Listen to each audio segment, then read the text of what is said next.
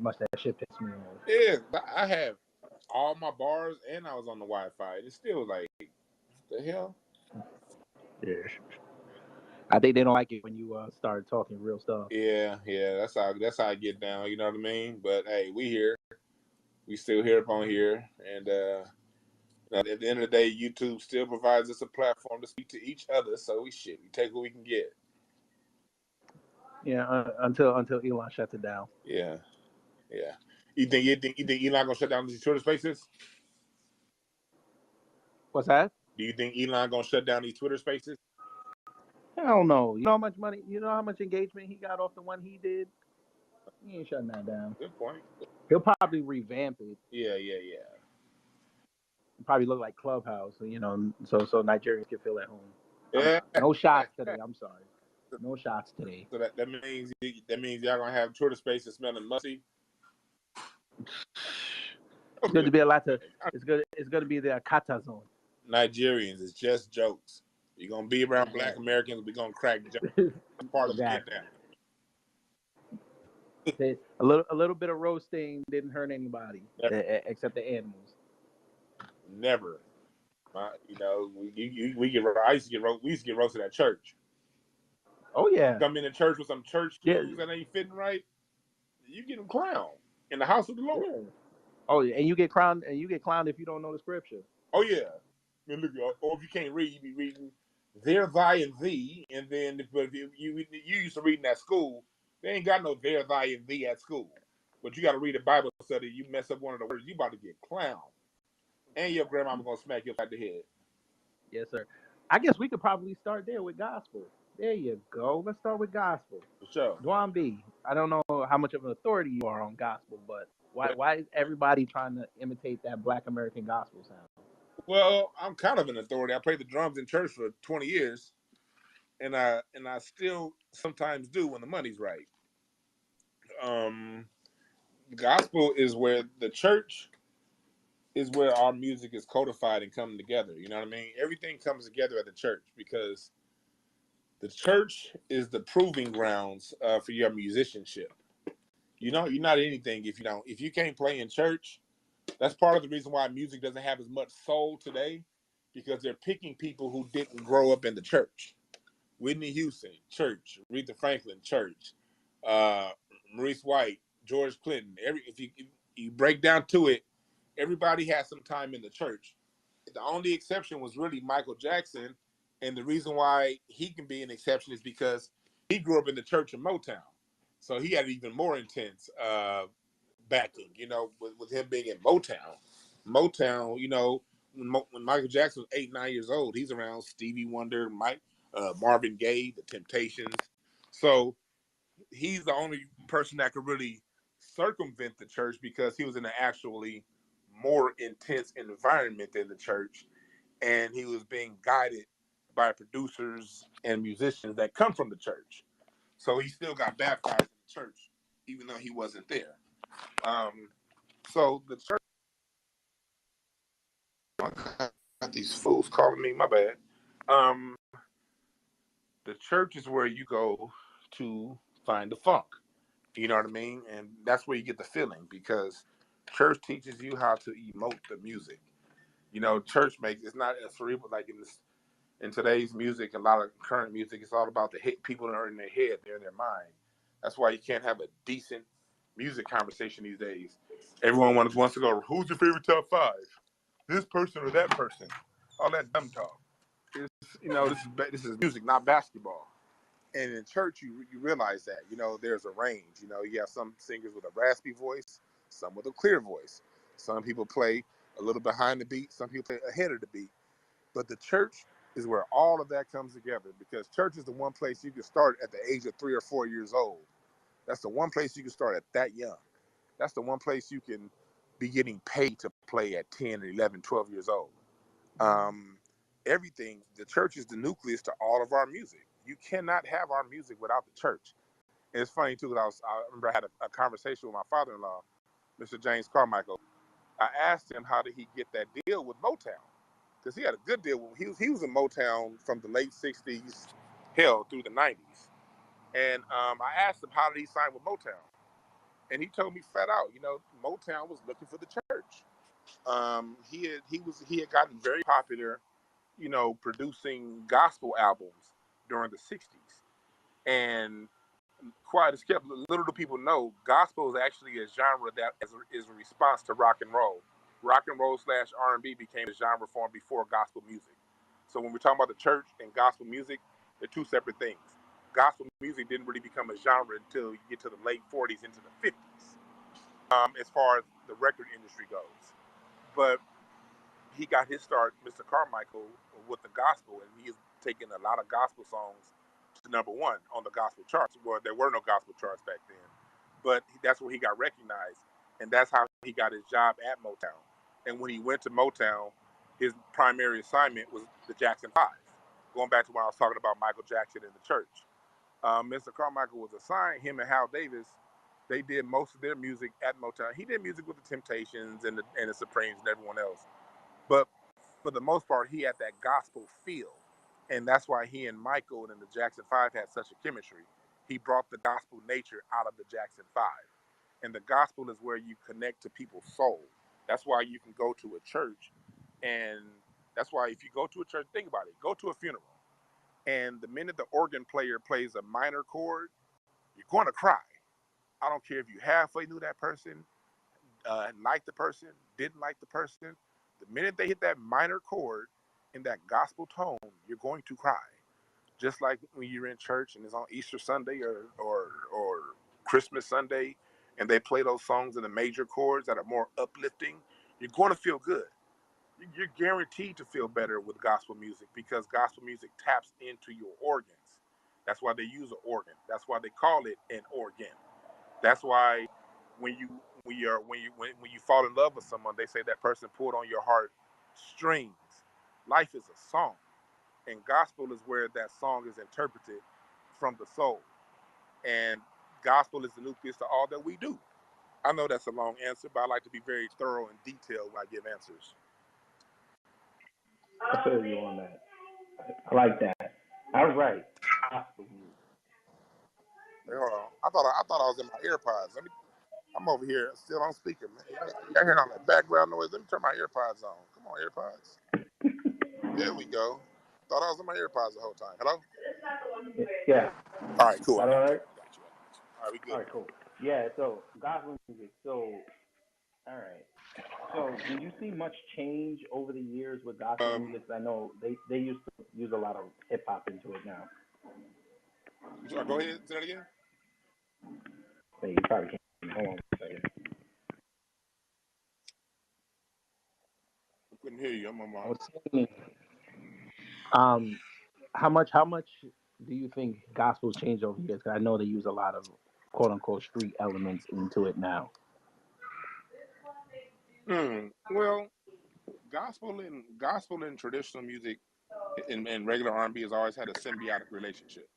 There's always been a push pull between the church and that's always been that way with gospel. See, gospel is very conservative. Gospel is the roots of it. Gospel doesn't like to push forward, but music gets pushed forward, however, through the secular environment because when our musicians are playing in church, mostly all of them play on Friday, Saturday night in the nightclubs, and that's always been a contentious relationship between the church and the so-called secular. I'll tell you right now, my father-in-law, he was still playing music in church in the '70s after selling millions of records with the Jackson Five and the Commodores and Temptations. He was still going to play in church. And I remember asking him, I was like, did you tell the people in church that you played, that you were a producer for Motown? And he said, yes, some of them knew, but even in the '70s, I mean, when I talked to him, he said when Brick House dropped, his name had kind of gotten all over the place when the Commodores dropped Brick House, and Zoom that was on the same album, and he was like he was literally trying to find a way to not let the people in church know that that was him that made that music because of the way the church views secular music. So what happens is the church automatically is pushed forward because the same musicians in church are also playing the stuff that's secular. So the secular sort of pushes it forward, and the church tries to pull it back. And it's this push-pull relationship between the church. It's always been that way. We saw with Kurt Franklin. When you go back and listen to the song "Stomp" by Kurt Franklin, that's nothing but that's One Nation Under a Groove by Parliament Funkadelic. Dun dun dun dun dun dun dun dun. All Kurt Franklin did was bring the funk to the church.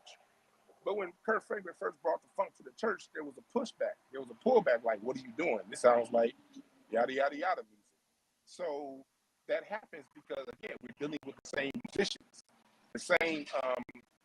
And then on top of that, the church also brings in the youth. There's a thing that the church does.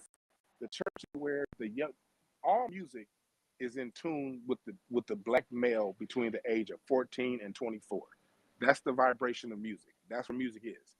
Between black males between the age of 14 and 24 create the culture of music. And so the church is where a lot of times you're dealing with Corey Henry. He was playing the organ in church when he was 3. You know what I mean? A lot of musicians start at 3, 4, 5, 6 years old in church. So by the time they get to teenage years, they're now ready to go on the road. And so what happens is in secular music, the way it was traditionally before how music is done today, because the way music is done today was intentionally destroyed. But when we had our own system and how we cultivated music as black people, what would happen is this is how the phases work out. You get your young musicians, usually teenagers or early 20s, and then they play with your older lead that's produced by an even older producer. Example, when we're talking about, say, let's use James Brown for an example. When James Brown went to the funk, he went and got those young boys out of Ohio named Bootsy and Catfish Collins and Frank Cashwati on drums. He went to the teenagers to get the sound. When George Clinton got Funkadelic together, the Parliaments were a doo-wop group out of the 50s that were with Motown Records. And they didn't really have any big hits with Motown. They mostly did demo singing with Motown. So what they did when the Parliament name was under contract, they created a new group called Funkadelic. And Funkadelic was just the kids that were around the barbershop in Plainfield, New Jersey, Eddie Hazel, and those guys. And so George, being the older person, got the youth. And then when that elderly, well, not he wasn't elderly, he was like in his 30s, but they were in their teens. And then he went and turned around and got Bootsy and Catfish from James Brown, because Bootsy and Catfish were only with James Brown for like 11 months. He went and got them. And then when he had that fusion of older and younger, that's what made Parliament Funkadelic, the sound that it was. Same thing with Earth and Fire. You had the young cats, Philip Beatty, lead singer, Al McKay was out of here in LA. He played with the Watts 103rd Street Band in 1970. They were young, they were teenagers. They got with Maurice White, who had just left Ramsey Lewis in the 60s to form Earth and Fire. He was about 10 years older than his musicians, but Earth and Fire didn't really get codified and become the sound of Earth and Fire until they brought in Charles Stephanie out of Chicago, who was 10 years older than Maurice White. And when you get that relationship between old, middle age, and youth, that's where the best music comes from, because you have the sound and the vibration of the ones in their 20s and their teens. They have the natural sound and vibration of the sound. And then the older musicians have the wisdom on how to layer music and put it together. And so it's that relationship between old, young, gospel, and secular. When all 4 of those things intersect, that's where we get the best of our music. Nice. All right. Gospel, such a rich history. All right, let's move on. Now you touched on R&B. Let's move over to hip hop. Now I'm gonna talk about basically the golden age. Now, what was your introduction to hip hop? For me, it was NWA.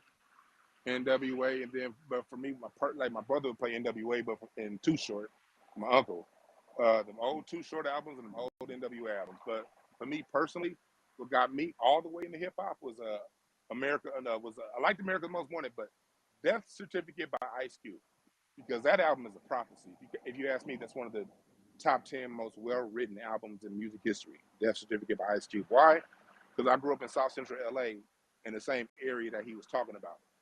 He recorded that around the same time as Boys in the Hood. And like if y'all remember that scene in Boys in the Hood, where Ferris and his Jerry curl was walking down the street, and he bumped Morris Chestnut, and he was like, "What you looking at, nigga?" And then Morris Chestnut had the worst goddamn comeback in TV history. I don't know, figure. Whoever wrote that line should never write another line again. That was the worst comeback ever. Well, anyway, when that happened, I was on my bike as a kid watching them film that scene because I lived like a few blocks away from that area of Crenshaw. And there was a lot going on at that time in LA. I mean, I'm seeing drive-bys, I'm seeing people get shot. I'll be going down to the little corner liquor store. The Asians is tripping, talking shit to us. It was a lot going on. So when he wrote Death Certificate, he wrote in those 19 songs, everyone goes to No Vaseline. That's probably the least of all the songs on that album. You go back into that song, Us, Black Korea, A Summer Vacation. This is the shit that I'm seeing every day. So it's like when I walk outside, Ice Cube was chronicling my life. This like I'm 10 years old. So this stage, my mom has let me ride my bike all across town. So I'm riding my bike everywhere. So I'm seeing the east side and the west side. And Death Certificate is speaking to my life. And then the LA riots happened. And I always tell people, if you want to understand the temperature of LA and what led to the LA riots, all you have to do is listen to Ice Cube's Death Certificate album. That album was a prophecy. He told you what was coming. And he also had the inner, my dad, I wasn't into old school music at that time, but my dad was into Funkadelic, and my dad was into all that old school music and James Brown. So when I listened to Bird in the Hand, Two in the Bush, that's BB King. My grandpa used to listen to BB King. I think it's a song Ghetto Woman by BB King. Excuse the ambulance. I live down the street from a firehouse, and I'm outside smoking a blunt. But anyway, Death Certificate, I mean, I'm hearing the samples from B.B. King that my grandfather would listen to. I'm hearing the Parliament Funkadelic samples. I'm hearing the samples, and I'm listening to the message. And so when I listen to Death Certificate, to me, my personal opinion of hip hop is that's the standard. Good music that brings social awareness and consciousness. And we all got to know that social awareness was taken out of our music during the late 70s into the 80s when the white paper report we dropped and they basically took the soul out of soul music. We always got to go back to the white paper report 1978 that basically said we have to separate black people from conscious music because we're too conscious. I'm sorry, 1972. We're too conscious and our music is too conscious. And so as the 70s went along, they started pulling the consciousness out. And then when you get to the 80s, they pulled the strings out. And the strings are one of the most important components to all music because that's what swirls your emotions. They took the swing out, then they took the drums out, then they took the live bass out. And then so by the time we get to the late 80s, R&B is just a whole bunch of corny ass, music talking about how much you love someone with these grown ass men with these big shags, not saying shit. So our consciousness was pulled out, during the 80s. And so was the live music. It was some good love music, but they weren't saying anything to speak to the message to what's going on. You can find an 80s R&B song talking about the crack epidemic. That's when hip hop came in. And hip hop was something that took us back to our consciousness because black music has always had a consciousness. Blues, consciousness. Jazz, consciousness. Strange Fruit by Billie Holiday. When you listen to It's Time by Max Roach, 1962. Jazz was at the forefront of consciousness. When Max Roach was talking about, it's time, basically it's time for our goddamn rights, and we're gonna set this shit on fire. And Max Roach redefined how the drums were played with that aggression and that tone and that steam. When you get to the 60s, Respect by Aretha Franklin, our music was talking about something of substance. Even when you get to the 70s, if you want to understand metaphysics, you better listen to some Funkadelic. They telling you who you are. They telling you who you are from an astrological point of view. If you want to understand Earth and how Earth operates and how to walk through life, Earth and Fire, Stevie Wonder, Smokey Robinson teaches you how to fall in love. Ohio Players, all of these, Steve Arrington, Slade, all of this music, as great as it was, still taught you about life. But those motherfuckers took that shit from us. And so when the early 90s come and hip hop come, it took us back to who we are culturally as a people. Music that sounds good, feels good, is gonna give your ass a motherfucking message. And that's what hip hop is. And when people stray away from that, that ain't hip hop. That's some new shit. And on my music tree, if you look at the top of the tree, I call that shit, all this new fuckboy music that they put out, I call that hip hop. It's not hip hop. That's hip hop. That's that other shit. When we do it, it's gonna have a stream of consciousness, and hip hop brought the consciousness back to black music. Nice. All right. If anybody wants to come up and ask Dwann B a question about music, feel free. Just request the mic. We're gonna keep it going. You must be lighting up way too many blunts. That's the third one I heard. Hey, I be talking so long the blunt go out. Shit. Jesus. All right. Hey, look, Is there? I just I've always walked wanted I to just know this walked because 4 miles on Rain Cane this morning. I'm probably gonna smoke too. My body tired. Oh Jesus. All right. Let me ask you this because I've always wanted to know this from a West Coast cat. Is there a difference between the sound of LA and the sound of the Bay? Yes. See, one thing I appreciate about the Bay don't have one sound. Neither does LA, but the Bay is a little bit more diverse than LA. And it goes back to the 60s. It really, because the Bay is really where funk really got his roots through Sly and the Family Stone. Sly and the Family Stone creating that funk sound. They were the first to use a drum machine. When you go back and listen to a Family Affair, and some of that stuff, that was a drum machine that they were using underneath the live drum set. Larry Graham brought in a thump bass. Funk wouldn't be funk without thump bass. Dun, dun, dun, dun, dun. And the reason why Larry Graham used to play that funk bass, play with that thump, because his band sometimes didn't have a drummer, so he would thump the bass on the 2 and the 4. That's some Bay Area shit. You know what I mean? Then you had the Grateful Dead at the same time. At the same time, you had Tower of Power. All different sounds. Then when you get to the late 70s, you got Function. And none of those Bay Area bands sounded right. And then you get to the 80s, and then you get into hip hop. Too Short don't sound like MC Hammer. MC Hammer don't sound like Mac Dre. I mean, the Bay has so much diversity within its sound. It doesn't get enough credit. I think part of the reason why it doesn't get enough credit is because there's so much diversity. Sometimes you don't even know you're listening to music from the Bay, because you can have two artists from the Bay that sound nothing alike. When it comes to LA, remember this. Remember this. This comes to all music. Whether you're talking about West, whether you're talking about jazz, hip hop, blues, or whatever, R&B. Music is a sonic interpretation of your immediate environment. That's what music is. Music is a sonic interpretation of your immediate environment. So when it comes to different sounds, music takes on the sounds of the city. That's why Detroit, if you listen to Motown, early Motown Detroit, it was a lot of listen to them, the Supremes, and listen to the Four Tops, the Temptations. It's a lot of music was dun, dun, dun, dun, with the drummer hit not just on 2 and 4. He may have hit the snare on one, two, three, and 4, and it was a pace to the music. Why was it a pace to Detroit music of the 60s? Well, the reason is the musicians all worked for the goddamn Ford and GM factory. So when you work on an assembly line, you get that energy, you get that tempo in your blood. So when you go to the studio tonight, the music takes on that feeling. So when you listen to early Motown and the sound of it, it sounds way different than Motown of the early 70s. Because by the time Motown gets to the early 70s, they're in LA and the sound opens up a lot more. When you listen to New York rap, whether it be New York jazz or New York rap, it's loud, it's fast paced, it's hard, it's in your face. Why? Because New York is a very crowded place with a bunch of rude people. So is he gonna listen to Hey, music? hey, hey, hey, hey, hey, hey, hey, hey, hey, hey, hey, hey, hey. You are exactly right. Don't be saying that on a Friday before Thanksgiving. Don't do that. Yeah, New York is a crowded place with a But bunch go of ahead. yeah, but no disrespect. It ain't no rights or wrongs. It just is what it is. It's loud, it's crowded, so the music has to cut through that environment.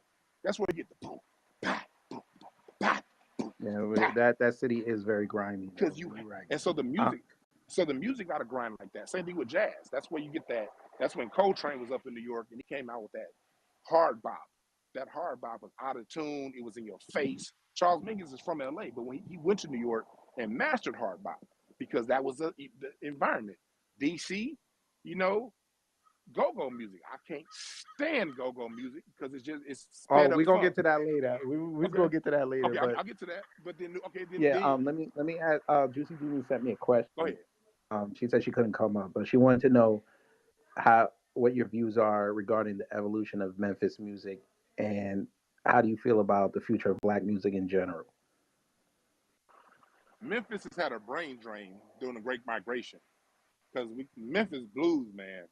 When we come to talking about what are you talking about R&B, funk, all this shit is based off Memphis blues, Memphis and the Delta. I know Memphis and the Delta are separate, but the Memphis blues and the Delta blues, that's where all our shit based off of. But Memphis had a brain drain throughout the 40s and the 50s. Maurice White's from Memphis, but he moved to Chicago before he started Earth and Fire. But Memphis, that Stax sound, they don't give enough credit because Stax, Isaac Hayes and Porter, that's some of the most soulful, grittiest. When you listen to some Memphis music, man, you better have some gravy, whatever. I don't care if you eating cereal, you better have some gravy with that shit. That music is so goddamn soulful out of Memphis. But Memphis has had a brain drain with a lot of its great talent going to other places. Memphis is now starting to settle back in, and the Memphis sound is coming back. And I think that Memphis is an area that we need to, cultivate live music again. Because the issue that we having, because she asked if music is coming back. Music will come back when black people reintroduce live instrumentation to our children. We create all this stuff, man. But like now, when I be out seeing stuff, a lot of our kids are too into they're too into the computer when it comes to music. And music, when you do everything through a computer, through a keyboard, it makes all the tones sharp, and it don't teach you how to feel music. You hear music, it sounds good, but you don't feel it. When you get in your instrument, and I don't want to sound grotesque or anything like that or overly sexual because it's early in the morning. But as a musician, you got to make love to your instrument. Music just happens between the beats. The beat is just where we, kind of remind us where we are. The music happens in between the beats. It happens in the groove. Music is sex. Music is in the pocket.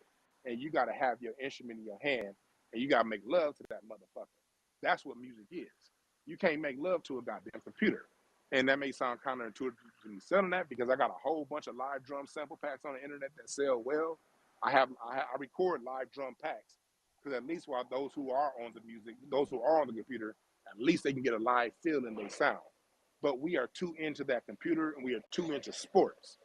We got to get our kids back into music. Teach your daughters the harp, teach them the trumpet, the keyboard, the drums, and watch those little motherfuckers turn some new hip hop will be dead in 5 years, and it'll be something totally new that we created and that we totally own.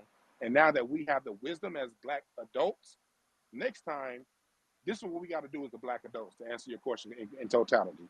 As the black adults, whenever the kids come out with something new, we have to be the first generation that doesn't shit on it. In my study of music history, what happens is the black youth come out with a new sound. The black elders shit on it and say it don't sound like my music. The church demonizes it. And then those black people go and find an audience with white people who appreciate it. Those white people pay top dollar for the music while we crap on it and tell our kids they wrong for creating this new sound. It should have sounded like that. And then the musicians, what are they gonna do? They gonna go to where the money is. They paying me all this money to come to these white venues and white folks to spend $200 on a concert ticket, and black people complaining about they got to spend 50. So the music goes that way, and then we say, hey, they stole our music. No, partially, but we give them too much power. They didn't steal shit. We sat it on the table and they took it. What we do is we be sitting our stuff on the table and we marginalize our youth when they come up with a new sound. We can't do that. Only thing we can do is point them in the direction of where to innovate new sounds, highlight live instrumentation again, push that out there. And whatever they come out of it, we as the adults, we got to be ready to build infrastructure to own and control it.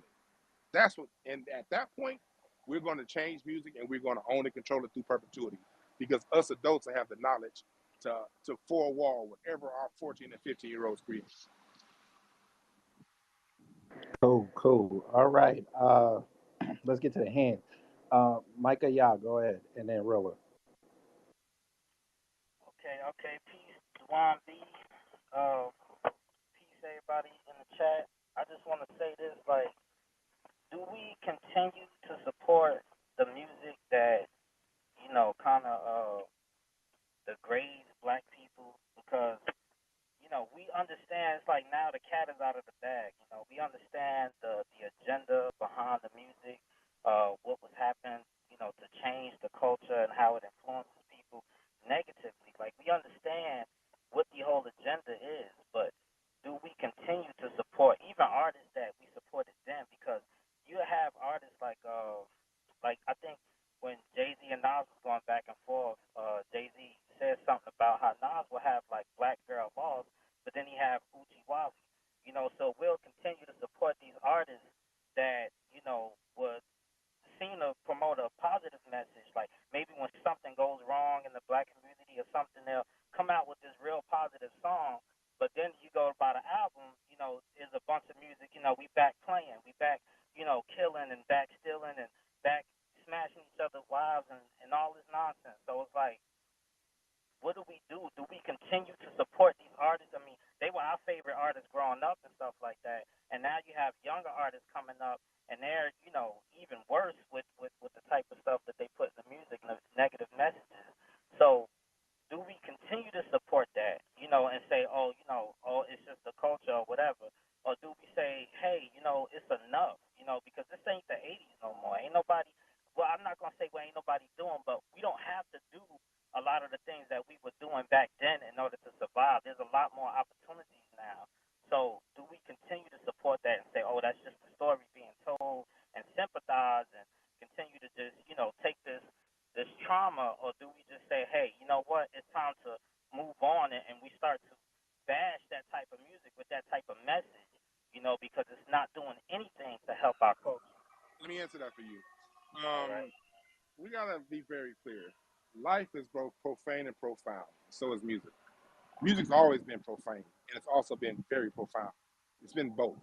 And as life, as humans, you could be the best, most moral person on earth, but let a chick walk through and at a dun dun, you gonna think whatever thoughts come. So music is going to reflect that. You got to go back. James Brown. Not only did he make "I'm Black and Not Proud," but he also had a song where he said, "Shake your money maker." What's a money maker? That's a woman who sells pussy. So profane music has always been around. BB King got a song called "Don't Answer the Door."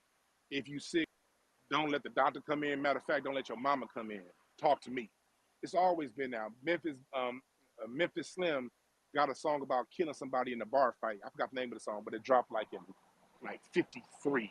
But it's talking about killing somebody in a bar fight. If I drink, I'm gonna stab somebody. That's always been in our music. You know what I mean? We can go back and talk about what's been going on in funk music. You got music talking about it. That's always going to be there. So you can't hold on. All right, you can't hold an artist to some high moral standard that me, you, or anybody you know don't live by. We all, no matter how clean we are, no matter how cool we are, we got some parts of our life that's fucked up. So the music is going to reflect that. With that being said, it comes down to balance. It comes down to balance. Now you can talk about something because still I still don't see anything wrong with NWA's music. People talk about it a whole lot. Look, I grew up in that part of LA. That's what we were seeing. NWA wasn't telling you to do it. NWA was saying, look, this is what we see. Again, music is a sonic interpretation of your immediate environment. So if you grow up in an area, if you grow up in a, if you grow up in an area where it's a lot of profane shit going on, there's gonna be some profane shit coming out of the music, and there are going to be people that listen to it because that is their experience. When Jelly Roll Morton brought jazz to the West Coast, he was a pimp. He brought prostitutes with him and opened up a hotel and pimped out of the same hotel he played jazz out of. So that just is. What we have to do is have that balance. Because I don't have an issue with a Juicy J song. As long as I follow that shit up with something as long as he follows it up with something that's gonna put something in my mind. Too Short wrote a prophetic song about the ghetto, and then turned around and wrote Cocktails. And I love Cocktails. Ain't nothing like pimping, just let it roll. I love that shit, but I also love his other music. It's all about balance. We have to Artists have to bring back balance. We ain't trying to be Puritans. Music is supposed to reflect every aspect of our life, the good and the bad. The thing is, you got to have that balance. And when it comes to supporting artists, let me tell you something about support. I was thinking about something. I do a 6 a.m. walk every day on Runyon Cane. Runyon Cane, for those who don't know LA, is Hollywood Hills. You walk from the bottom of Hollywood Hill to the top of the Hollywood Hill. When we get to the top, you're looking down on the Hollywood sign. I'm around. It's my black ass and a whole bunch of hunkies. I'm looking, man. These white folks is jogging in Yeezys. People are like talking about some black folks. We need to stop supporting Kanye. Look, we ain't the ones buying that shit. When I'm around here, it's Asian. I saw at least 3 pair of Yeezys on a dirt trail jogging this morning. They'll drop $2,000 on some shoes and jogging in holes. A lot of that real profane music, a lot of it really ain't us buying it. Real talk, the majority of the people buying that mainstream BS is Asians, white folks, Mexicans. Black folks buy it too. But who else are we really into? The homie La Russell. Look up La Russell out of Oakland. His audience is all black. And all he talks about is positivity and love. We got Kamasi Washington, jazz musician out here in LA. Robert Glasper. Robert Glasper is nothing but love and good music. His audience is black, black, black, bliggity black. Erykah Badu, her music. When you're talking about Mos Def and that bitch ass nigga, I don't like even Talib, even though he a hoe ass nigga. His music, you know what I mean? And so, look, black folks, we still doing it. It's just not mainstream. But guess what? The mainstream ain't ever been our stream. The mainstream has always been the corniest of our music. Our corny music goes to mainstream. My father-in-law, Mr. Carmichael, he didn't win a Grammy for "I'll Be There" by the Jackson Five. He didn't win a Grammy for Zoom. He didn't win a Grammy for Brick House. He ran a Grammy for his Lionel Richie song, with a Truly, dancing on the ceiling. Dancing on the ceiling was a throwaway song for him. But that's the one that white folks spent $100 million, sold 100 million records on, and won a Grammy. The mainstream has always been a corny version of black music. That's all pop is. Pop is corny ass black music, and we gotta always remember that. Cool. Appreciate that. Rilla Perry, go ahead. And make sure y'all tweet out this space, please, because there's a lot of knowledge being dropped in here. You can use it for non-FBAs. Go ahead, Rilla. Hey, what's going on, y'all?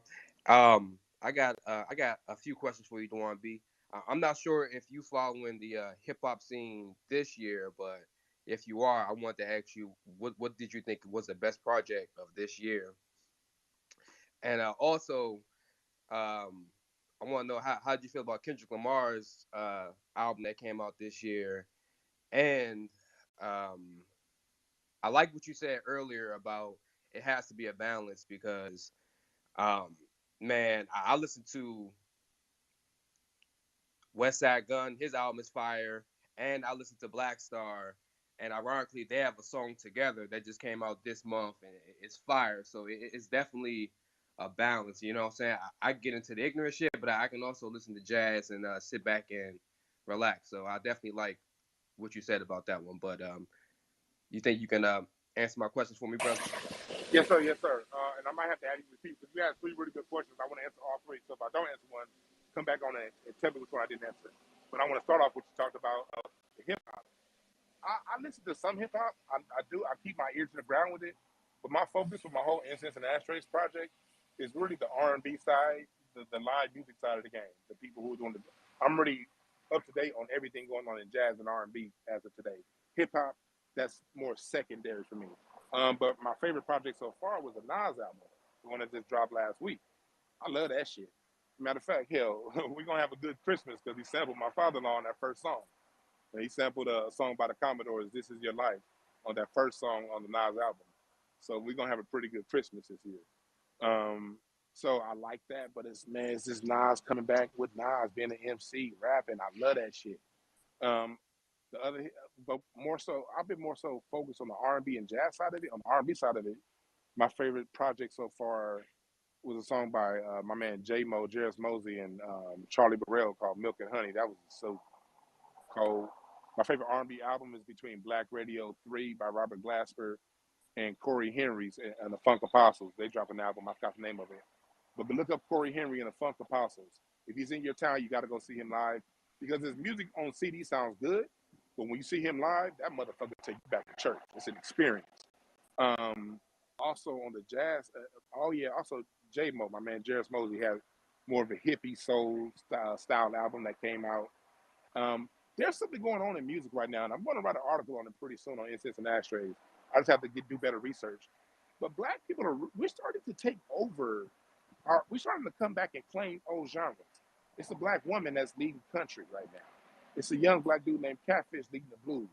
Kamasi Washington out of LA. He's a preeminent jazz artist in the world right now. On the soul side of the game, you know, you got Jasmine Sullivan. You got, I went to go see I went to go see Erica Badu last year at the Bowl. She sold out the Bowl, 18,000 seats. I'm about to buy tickets to see Jill Scott. I mean, R&B is really, really, really a worldwide thing, and like the whole neo soul sound, that's a major market in Japan and also Europe. We be thinking it's just hip hop. These motherfuckers is taking all our shit, especially that neo soul sound. That neo soul sound from the early late '90s, early 2000s, that shit has taken over major parts of Asia. You see what's going on with K-pop. I always say before, K-pop ain't nothing but R&B fried up in a wok. That's our shit.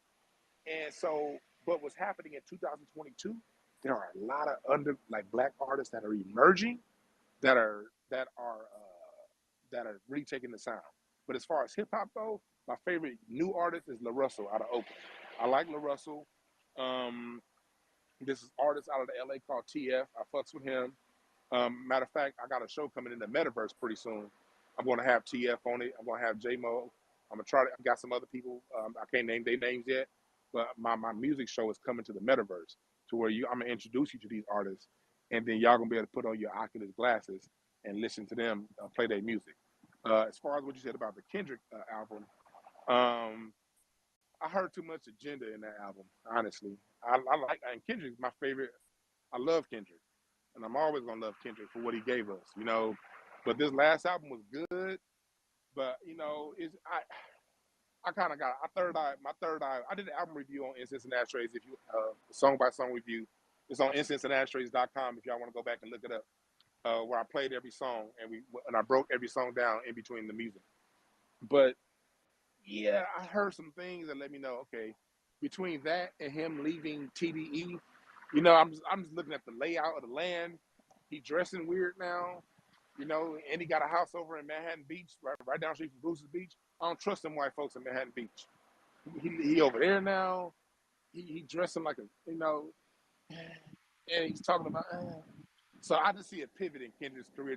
This last album wasn't a full pivot, but that next album that's coming out, man, that shit gonna be on. Let's all come together, black and brown. We all one bullshit. I guarantee that's the next album. What I wanted to say was outside of Kendrick's coonery and everything, I thought the album was solid because of the R&B and jazz influences in the album. Also, Go-Go, you know, I'm from DC, Maryland, so Go-Go got a Yeah, special throw them place. shots. You said what, K Graph? Throw them shots. Defend your music. Yeah. So Go-Go got a special place in my heart. I grew up not being a fan of Go-Go, but I grew up around it. My dad, my brother used to always play Chuck Brown. So as I got older, I learned to appreciate the music, and it's definitely a beautiful art form. And also, Dwann B, when you get a chance, because I was listening to Kamasi Washington, and on my Apple Music, it suggested me to listen to Crumden. And Crumden, they have two albums with Leon Bridges, and man, those albums is solid, man, fire, bro. You should definitely give them a chance if you haven't already. I'm gonna look them up, man. And Kamasi I saw Kamasi a couple weeks ago on Crenshaw, and he told me he worked on a new album, so he got some new shit coming out too. I appreciate that. I'm gonna check that out. But as far as Go-Go goes, I appreciate Go-Go, but it ain't my style. And then when I was in DC for the rally, I like what I do. Anytime I go to a new city, I play the music of that city, and by myself. So I got on one of them Lime scooters, and I went to all the monuments, and I was out on one of them scooters from like 10 at night to like 2 in the morning. Just it was warm and shit, so I was listening to Go-Go, and I get it because I understand why. Because again, that is the sound of the city. There's a certain vibration to DC that makes that kind of music pop. And then when we went to the after party, they were playing go-go. But even though I appreciate go-go, I see where it comes from, I don't like it. And, and the main reason why is because go-go is funk. Go-go is an extension of funk, but it's faster and it's ahead of the beat. And there's a lot of music on top, a lot of cowbells, a lot of stuff that pushes the music ahead. And personally, that's why we all gotta be mature enough to know the difference between something we don't like and its quality. The quality of go-go music is A1.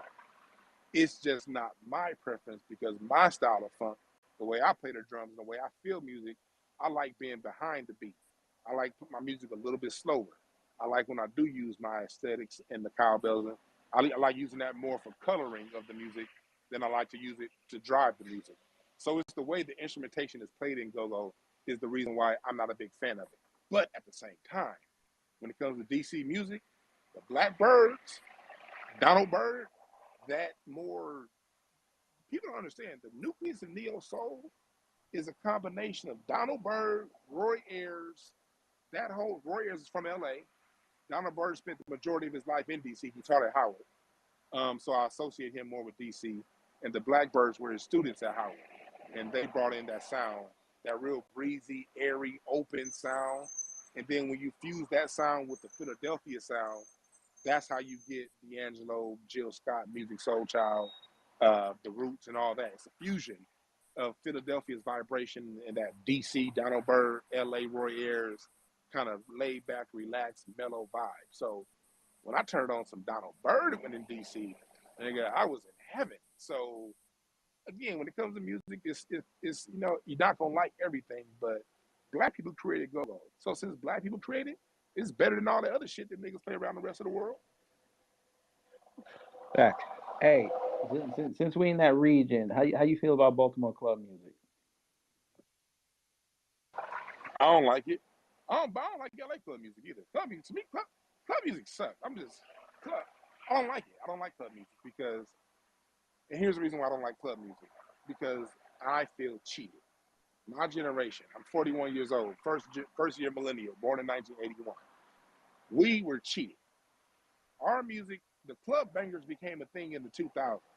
Before the 2000s, the songs played in the club they were still good music. It just was at a tempo that made you want to dance, but the music itself was still good.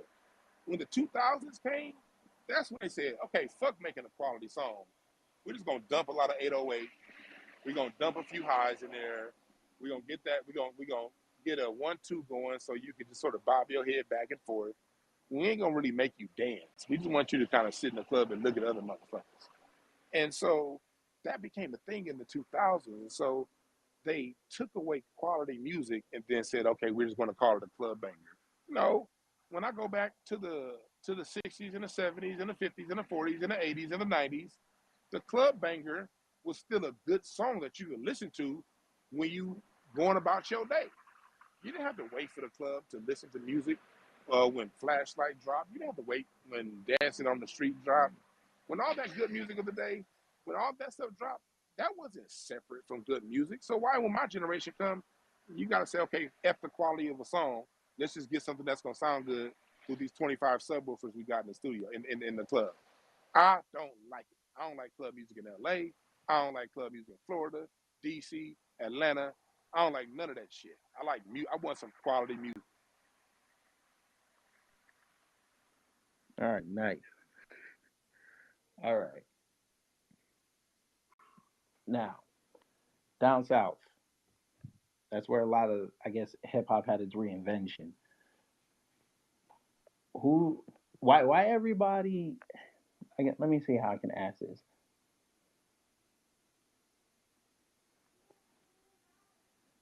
What happened? Why do you think that artists like Three Stacks, like, because I've been seeing a lot of Three Stacks hate lately, and I don't like it. I don't know, maybe because he's getting older and he hasn't put out music in a while, but I think a lot of people forget the influence that Three Stacks had on a lot of these artists coming out. So, can you talk to that a little bit? I love Three Stacks. Three Stacks is how that's music done right. Three Stacks, Big Boy, Dungeon Family, CeeLo, all of them. That's music done right. I'm about to say something about music out of Atlanta that might piss some people off, but we gotta. This ain't about coastal beefing. This is about getting our music right. And when music, especially the R&B scene, got relocated to Atlanta, it started out good with the face. It started out good in the '90s, but by the time we got to the 2000s, that's where musicality went to die. I know that's I don't want to piss nobody off, but we got to tell the truth. Atlanta is where music, the musicality of music, the sound of music, the lushness of music went to die. That's where it became cool to do an R&B song, and it started in New York with Bad Boy with the Uptown Records, and then Bad Boy made it a little bit worse. Bad Boy totally screwed off Faith Evans' career. How do you screw off Faith Evans' voice? But this is how you screw off Faith Evans' voice. You take a loop from a Chic song and that's her biggest hit. I never had love like this before. That's nothing but a vamp from a song. R&B isn't supposed to be sung over a damn vamp. R&B is supposed to trace the music. It's supposed to trace the emotion of the lyrics. You can listen to the Marvin Gaye "I Want You" album. That album is a piece of artwork. The way Leon Ware made that cinematic sound to go along with the music. That's what music is supposed to be. The music, the violins, the horns, the drums, the bass, the keys, the background singers are supposed to float the musicality of a song and interpret the message for you if you never understood a word that they said. That's why Michael Jackson could hit so hard across the world with people not knowing English because the music interpreted the song. So so Uptown Bad Boy starts pulling it away, pulling the musicality away, just making us R&B singers sing over a vamp. And then so now when you get to Atlanta, you get that fusion of hip hop and beat. That's what my if you look at my music tree, I have a section called hip hop and beat. That's basically what the successful fusion of the hip hop sound, the hip hop vamp over R&B. And Atlanta is where that really popped off, the hip hop and B sound. And so you now have a generation who, since the early 2000s, they haven't heard real lush, grand sounding music. Everything has been a dun dun dun dun dun dun. I was in Atlanta when that shit dropped. I remember walking through. I was at some Mm. club down, and I don't remember the name of that club. It Oh, was a wood club, and I remember walking through that. And when Laffy Taffy dropped, and the whole floor is shaking, I'm like, "What the fuck is going on here?" Good club song, but when it came down to it, that's all we need to make a hit now? Dun, dun, dun. When I heard that shit, when it first dropped, I was like, okay, yeah, music is dead. Why am I saying all this? We now have 20-year-olds who grew up with basically these very simple, non-articulate sounds, no emotion, no nothing, no real artistry, and that's done. Again, I don't blame the artists. I blame the industry, the people who fund the music. It's their fault. It ain't our fault because the artist can lay down. I've been in the studio where the artist, the producer come in with some musically lush shit. The artist come up with some dope shit. Then the people in the suits and ties say, no, too much. We need something more simple that a elementary school kid can repeat. But all of that stuff happened when music became centered in Atlanta. That's when it all came together. And so now you got 20, 21 year olds that don't really understand musicality. Three Stacks is a musician. This dude's music and their whole sound does like it does the R&B model. They had live bass on a lot of that early music, a lot of his music, or live drum. The music when you listen to Aquemini, the music follows the music floats with the flow. That's how music is supposed to be done. But a lot of these motherfuckers weren't born when that happened. So when they go back and listen to that, it sounds foreign. It sounds different. To that generation, that's not music. Why?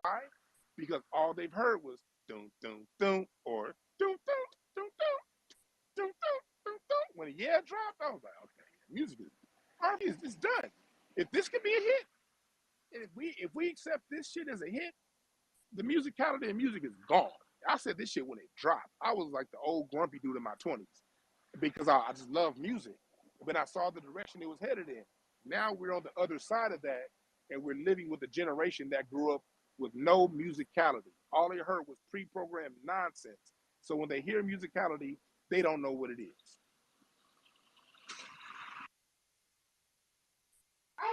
I appreciate that.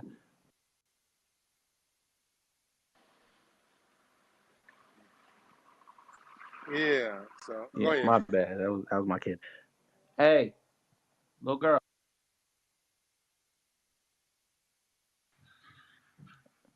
Hey, give me the line one time. Okay. Cut the check. Cut the check. That's right. All right. Now let's get to house music. I want to pick your brain on house music. Now, house music. Just give like a brief overview of house music for those who don't know and like who the true pioneers are. Bumpy Knuckles is one of the pioneers of house, and I don't get the Chicago and Detroit people. I'm not getting in y'all fight. I see a polygenesis in the birth of house music, because at the end of the day, house music is just electric disco. That's all it is. Just like hip hop is just hip hop is electric is computerized funk. House music is computerized disco. That's all it is. And they took the instrumentation from us, and then after they took the instrumentation, after they took the instrumentation from us, the music industry stopped paying actual live musicians. So us being black people and the geniuses that we are, we said, okay, you're not paying bass players and bands anymore. You're not gonna teach us music. Fine, we'll come over here to this machine and we'll work this shit. And so that's what house music and techno is. It's just it's just electric disco and the disco sound. Disco is still live. That's why we as black people, me personally, I'm not the biggest disco fan. So by default, I'm not the biggest house and techno fan because I'm not the biggest fan of disco. But I still understand the musicality of disco, the lushness of the disco, the four on the floor, the whole disco. That whole house, techno, disco sound. See, when black people have it, we be grooving and dancing off that shit. But the reason why white folks like today in today's world, they'll call that pop or they'll call it crossover. It's not crossover, it's not pop, it's disco. The reason why that's such a or they'll call it a kids bop. Kids bop is also another evolution of disco. Um, but all that pop, all that K, all that white Britney Spears, that's disco. And so disco, white pop, house, techno, it's all the same family of music. And the reason why the world falls in love with that style of music is one, because it's fast. Again, black people, we dance between the beat. The rest of the world dance on the beat. They dance like pogo sticks, bouncing up and down and shit. We groove between the beat. That's why as a musician, you got to make love to your music. Because all music happens between the beat. That's how we get down. So when we doing it, it's a tad bit slower and it's a pocket to it. The rest of the world takes it and it becomes EDM, electronic dance music. That's disco, that's house, that's techno. That's all it is. It's all the same music. And it's a big music for them because the kick is four on the floor. As a drummer, they say put four on the floor. That's all it is. Those four on the floor are playing ahead of the music. So these people who can't dance, they know right when the next beat is coming. Ding, ding, ding, ding, ding, ding. And they can do all that dumb, stupid looking dancing that they be doing. And so, but again, that's black music. So that's why I always bring that up. I just brought up this house and techno because, you know, this whole hip hop wave, that's the dominant society's way of getting us to say, okay, black people, yes, hip hop is yours. Go ahead and take it. Oh yeah, hip hop came from these black people out of New York. But what they ain't telling you is so that every other goddamn thing else playing on this planet right now. Everything. So if we stay focused on only hip hop, we about to give up 90% of our birthright because hip hop is 10% of what we putting out there on this earth right now. And house, disco, techno, that is still the sound of the world. And now it's just called kids bop, EDM, and they have country EDM. There's also something called world music.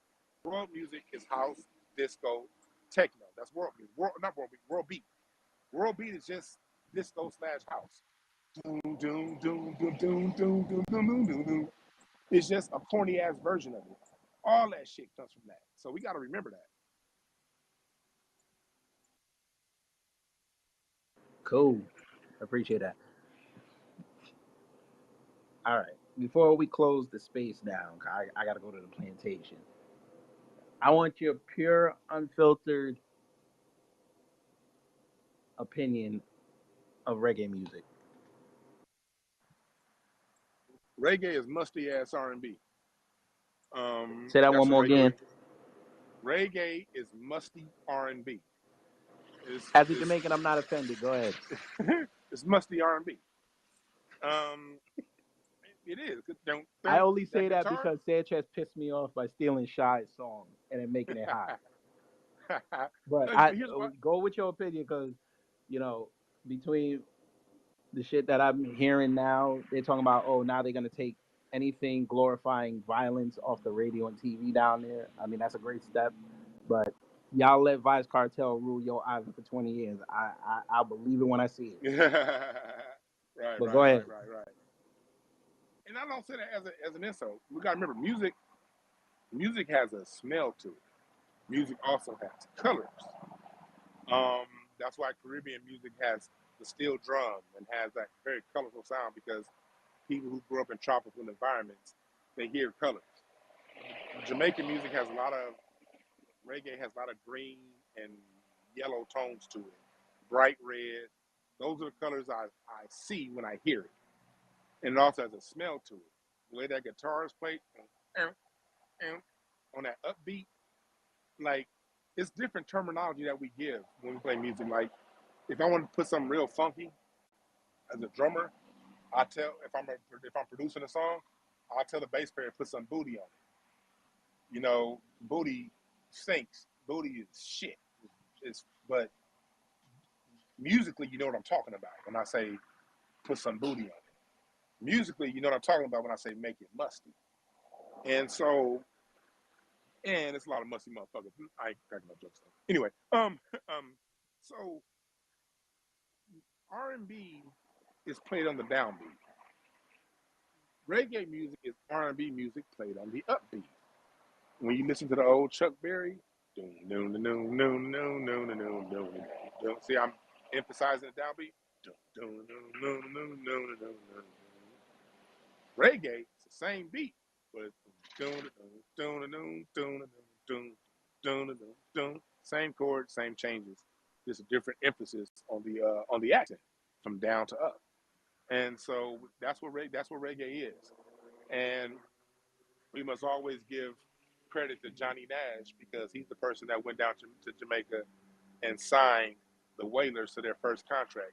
And as a black American man that named Johnny Nash, the same person that made that song Sunshine Day, I can see clearly now that dude, he's the person that created the record label for the Wailers and then Bob Marley to take off because he liked that sound and he said, I want to make this sound international, and that's what he did.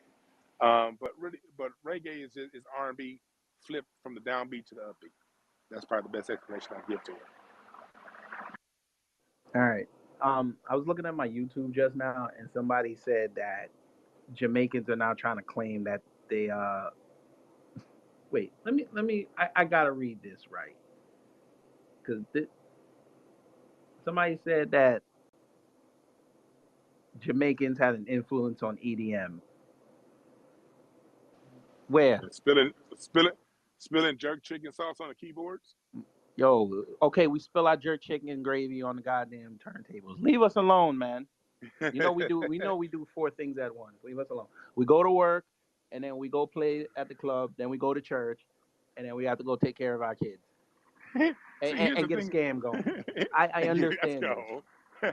See, this is the reason why I'm so specific when it comes to music because the only way we're going to grow is if we give proper respect to everyone and their innovations. There's a lot of great music that comes out of Jamaica and out of the Caribbean. I know if y'all follow my Instagram, you'll see me at a Latin jazz, at a reggae festival concert, like clockwork. I probably go to live music events during the summer once or twice a week, and I listen to music around the world. So I appreciate it all. But at the same time, y'all people got to stop stepping on our toes. Black people, see what's happening around the world. The world for the last 200-300 years got comfortable with stepping on our toes and us apologizing for them stepping on our toes. We're the generation that's saying, don't step on my toe. And what happens when when a bully has someone they've been bullying and that person decides to stop being bullied? The first reaction is going to be anger. What do you mean? You feel entitled to step on somebody else's toes. You ain't done nothing before. So for a while, the last 5, 6 years, we've been saying, stop stepping on my toes. Stop stepping on my toes. Now in 2022, you stepping on my toes, I'm socking you in the nose. And so that's what's going on right now. These people are stepping on our toes, Fat Joe, Busta Rhymes. And I was at the Hollywood Bowl for Busta Rhymes concert, and I was backstage. And I didn't run across Busta, thank God. You know what I mean? I didn't want to, I don't want to cause I don't even think he know me like that. But I've said what I had to say about him. But I was there, and I still showed up, and I was at his show because I still appreciate his music. Busta's one of the greatest MCs ever. But you don't stop stepping on our motherfucking toes. This is our music.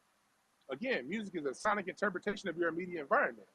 The reason why there's no hip hop scene in Kingston is because Kingston don't have the vibration for hip hop. It doesn't have it. It has the vibration for other forms of glorious, great music, soca. It has the vibration of the steel drum, of rock steady. It has that vibration, but it don't have hip hop's vibration.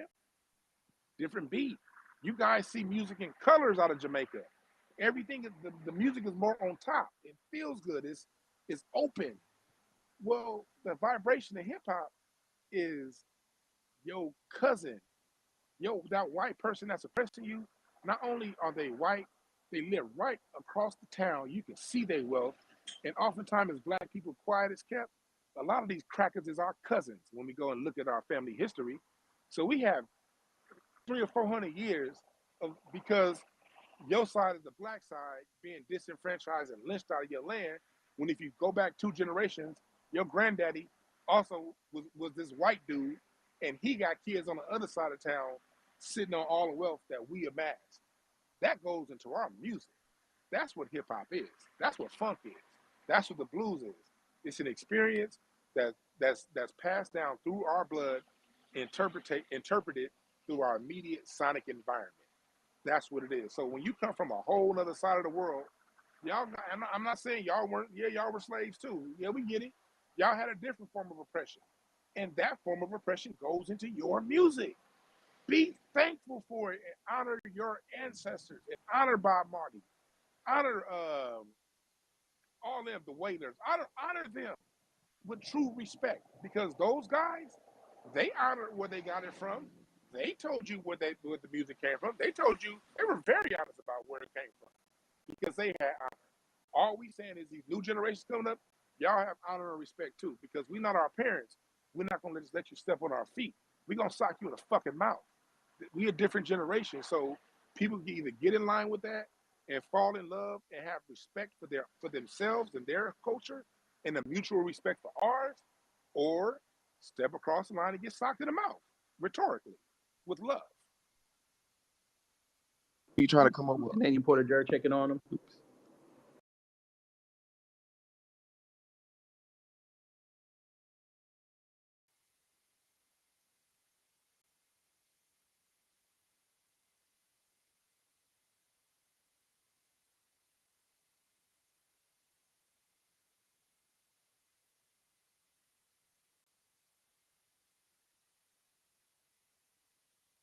Like the type of lifestyles and stuff that's pushed on us and stuff that does influence our music. Our shit is a little bit more hardier, a little bit more like direct. It's not like it's more like based in reality because we was the black people that was forced to face the reality. Like everybody else, like yeah, they was colonized and stuff, but like y'all didn't have them there. Y'all didn't have them doing like heinous ass things to you. And when every form of communication that you had, from being able to read, from being able to write your own language, from being able to worship your own fucking God, when all of that's taken from you, it's kind of messed up and it's kind of dope and messed up in a way. But you create a clean slate when anything can be built up. Y'all still had like y'all cultural references to like still touched on. We didn't have anything at all. All we had, like Dwann was saying, all we had was our anger, our frustration, but also our desire to want to be better.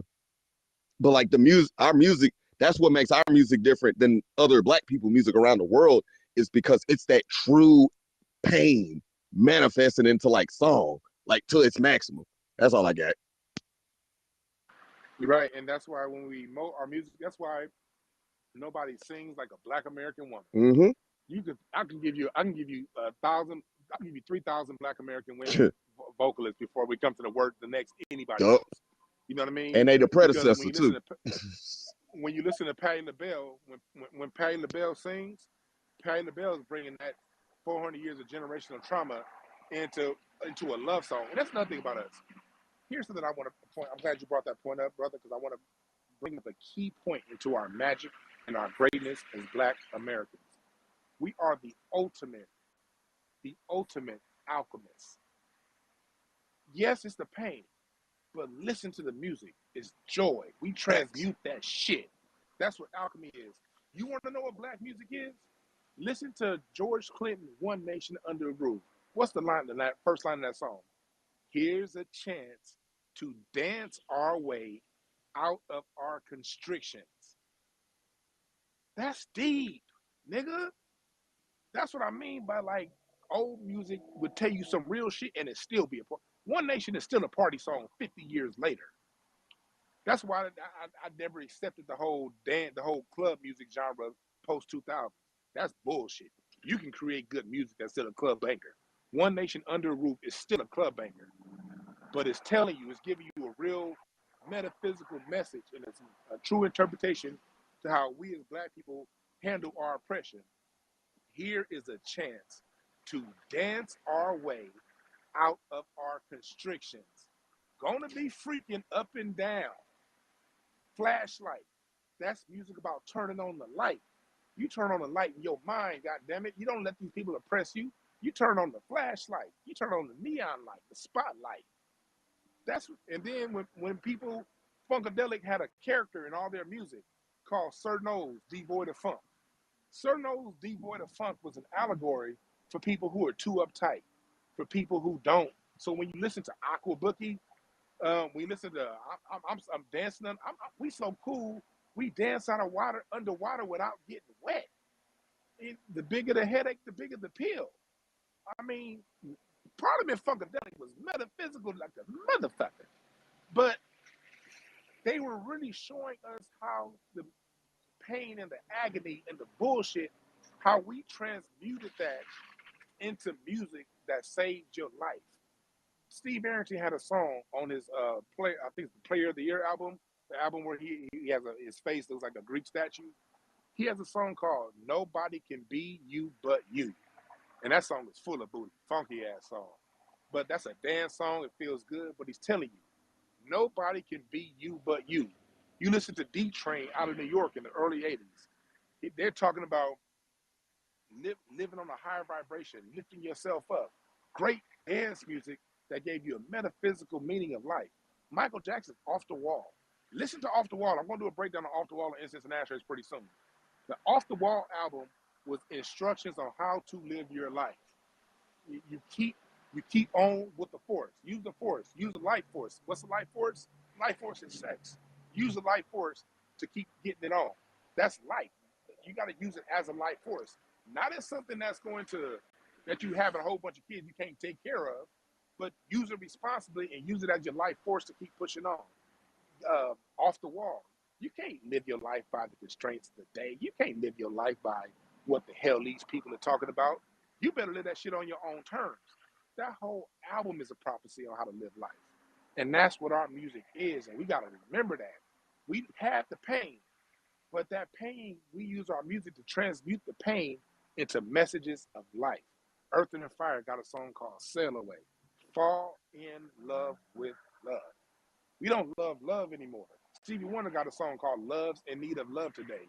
If love was in need of love in 1976, it's in need of life support right now. But our music, we transmuted that pain into lessons on passing to the next generation and to each other on how to live our life. And we use that pain to create the most beautiful love music ever. Is there a better love song than At Last by Etta James? Is there a better love song than The Agony and the Ecstasy by Smokey Robinson? I don't want to be cheating on my woman with this girl, but god damn, some agony, but the ecstasy with it. That's life.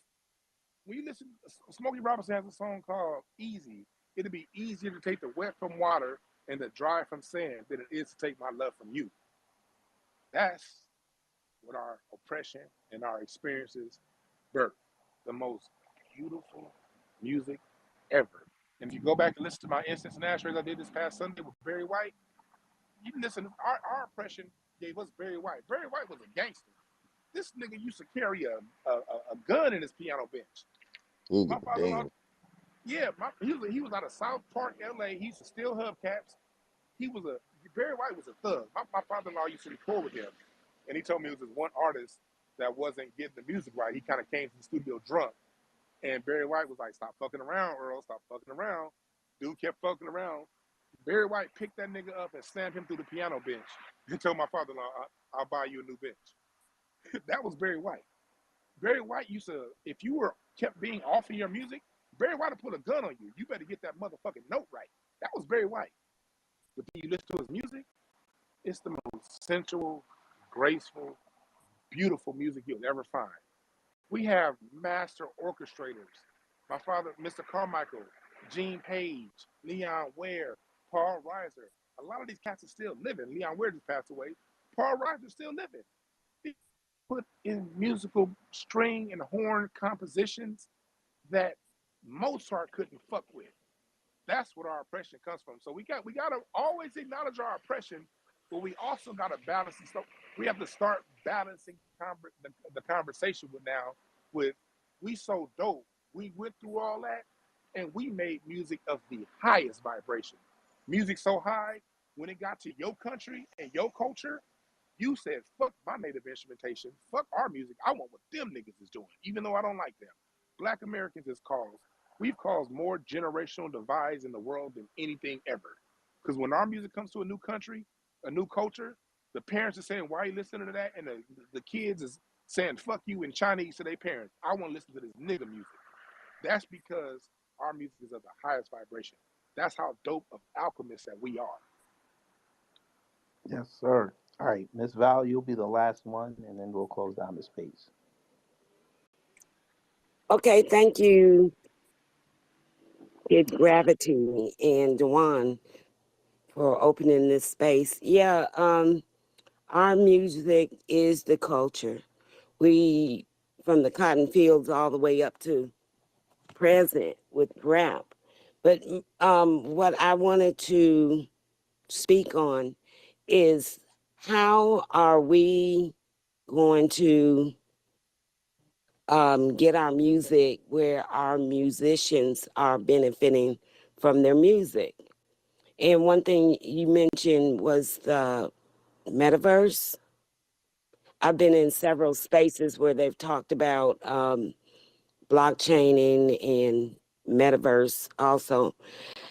Um, and I'm just want your ideas on how we can move forward with that so we can get our music out of other people's hands and where it benefits us, and also where we can document who did what, who started what. I think that would be a way to do that so people can't continue to claim our music as theirs. Here's a great question. That this is now a time we're now living in a time of me over we. Wherever we see the holes, we got to be the person willing to fill that hole. Like I see the hole exactly where you see it as far as documenting. We need to document our music. So what I did was I created my Incense and Ashtrays project, incenseandashtrays.com. I created my music tree not only to tell you the history of where it comes from, but also so I can use my music publication to document where the music is now and where it's going and what's out there. And I use my platform on Instagram and Twitter. I'm always tweeting out, new artists and old artists where the music was done right and new artists who do it right. That way, I'm turning people on to artists all the time because a lot of our best artists, people just don't know about them. Like my man Jairus Mosley, I interviewed him on Instance and Ashtrays. He's been winning Grammys. He done won Grammys writing songs for Anthony Hamilton, Jill Scott, Jasmine Sutherland, Anderson .Paak, but nobody knows who he is. He's probably the best guitar player on the planet right now, and he's black. And then we have black people going around talking about, well, we don't have no musicians no more. No, the dopest musicians on the planet are black. We just gotta we just gotta promote it. We just gotta document it. Then when a publication like mine puts it out there, we got to retweet it. We got to spread the word like wildfire, because that's a me thing, not a we thing. When we find the good people, we got to put them out there. We got to go to their concerts. We got to buy their albums because what they're doing now, like a lot of my friends who are independent artists, No, they're not making Beverly Hills money, but they're making good money because they found ways to monetize their stuff. They're putting it out there on streaming, but they're also putting music out there on Bandcamp and other sites where their faithful listeners are spending the money. Because one thing about the listener, when you put out some good music and the listener genuinely appreciates it, they're going to buy it. Album sales, the wax, the album is coming back. It's already back now. So you're finding artists like Catalyst. They're a jazz band out of Inglewood. You have JID, the Jazz is Dead series with Adrian Young and Ali Shaheed Muhammad. They're always putting out great music recorded in analog live, and then they sell the albums, actual vinyl. That's getting back. So the avenues for our artists to make money are coming back. They're out there. The apps are out there. It comes down to the artists. Do the artists want to be patient and take that route, or are they going to sign with a major? Because as long as as long as our artists are signing with majors, they're going to get screwed over. All majors do is find new ways to screw you over. The minute an artist like Master P or Michael Jackson or Otis Redding figures it out, they change the rules. So we just got to know that they're always going to take our stuff if we're looking for mainstream approval. We as artists got to stop looking for mainstream approval, find your niche, find your audience, and cater to them. While at the same time, we as black consumers, where the consumer, where we go wrong, oftentimes we don't want to validate something until the white person validated. Let's just tell the truth. Let's just tell the truth. What's the first thing black people say? We say stuff now that we never would have said 20 years ago when it comes to music, when it comes to hip hop. They'll be talking about Jay-Z and why Jay-Z is great, and then mention how many albums and Grammys he won. No real music fan give a damn about album sales and Grammys. The Grammys don't know shit about music, and neither does album sales. People buy the most dumb, mundane music out there, so it's a good chance if it sold a lot of albums, it was trash music. So we as a consumer have to stop valuing the top 100. We got to stop valuing Grammys. We got to stop valuing how many records somebody sold. None of that makes any difference. We got to stop ranking all of this. Who's your best top 10, the top 5, and this person versus that person. We as a consumer, we done turn music into a damn competition. We got to stop that crap and just like who you like, appreciate who you like, have conversations about who you like, and then maybe then that makes, if we have a conversation about our music, I'm more likely to listen to your suggestion and who you like than I am if we having a debate about music and why is this person on your list and not that person. That's gonna make me now automatically resistant to that artist because your crazy ass been arguing with me about them for the last 15 days. You know what I mean? So we as a consumer gotta stop that nonsense. We gotta like who we like, and then when we do talk about music, we got to talk about it from an appreciative point of view. About I like this, I like that. Oh, you like that? I didn't really like that song, but you know what I mean. But I like that song. But there we can learn and teach each other who the good artists are, who the best artists are. But as a consumer, if we stick with this debate nonsense, and if as an artist you chasing the bag of mainstream, that's what's going to keep it to them. We got to become independent in our thought. We have to go back to validating the sound, not allowing the mainstream to validate us. That's where we went wrong in the last 20 years. We're now waiting for the mainstream to validate our music. And we're talking about what they're putting out. Like, again, going back to what I said earlier about Kanye. When this whole Kanye thing dropped, saw a lot of black people saying, man, we got to boycott Kanye. We this and we support him. We support him. No, nah, we kind of do, but no. They the ones that support Kanye. They, like, like I said, I was on Runyon Canyon. These niggas was in $2,000 Yeezys running up a dirt road. These are the people that you know what I mean? But when we look at them as who the greats are, we can get caught up in that. Black folks and music in general has been moved on. There's so many new things going on right now, so many new artists, so much new good music out right now. But we as the adults are waiting for the mainstream to validate it. We got to stop that shit. And when we stop that shit, all that other shit, everything else falls. My man. All right, I appreciate this, brother. I appreciate you coming through and dropping that knowledge. I appreciate it. Just let everybody know where they can find you at, and then we're gonna get up out of here. Everywhere I'm at is at Dwann B. The same Dwann B you see here. That's my Twitter. That's my Instagram. That's my YouTube.